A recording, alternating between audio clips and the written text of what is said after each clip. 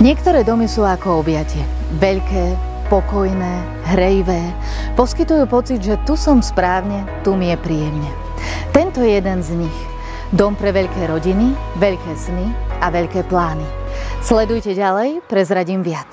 Vítam vás v Miloslavove v časti Alžbetín dvor, ktorá hostí podstatnú časť občianskej vybavenosti obce. Obchod, obecný úrad, reštaurácie, lekáreň, ale aj základnú školu. Máte len 10 minút pešej prechádzky po bezpečných chodníkoch. A na vlak do Bratislavy len 3 minúty. Vďaka modernizácii vlakových súprav a tratí je dnes už blízkosť vlaku skôr veľkou výhodou. Autom ste z domu za pár minút v neďalekých nákupných strediskách, na obchvate alebo na obľúbených košariskách.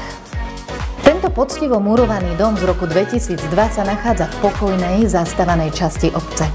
Zaujme vás svojou veľkosťou, praktickosťou, ale najmä možnosťami, ktoré ponúka. Veľkorysá výmera hostí 6 izieb, garáž a podpivničenie.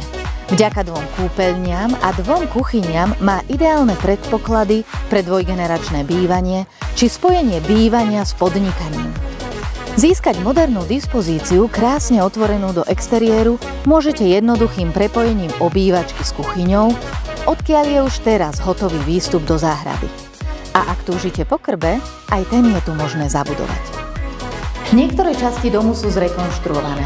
Napríklad táto veľká kuchynská linka so zabudovanými spotrebičmi je takmer nepoužitá. Sú tu bezpečnostné vchodové dvere, drevené schody či elektrická brána aj garáž s diaľkovým ovládaním. Dom je postavený na krásnom rovinatom pozemku s výmerou 1000 m². Záhrada je orientovaná na juhovýchod a tak budete mať celý deň slnko a pritom príjemné súkromie. Potešia všetky inžinierské siete, vrátane obecnej vody a kanalizácie či optického internetu.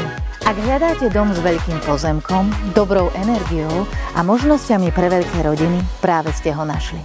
Pozývam vás navnímať si atmosféru, ktorá tomuto miestu panuje naživo. Teším sa na vás na obhliadke.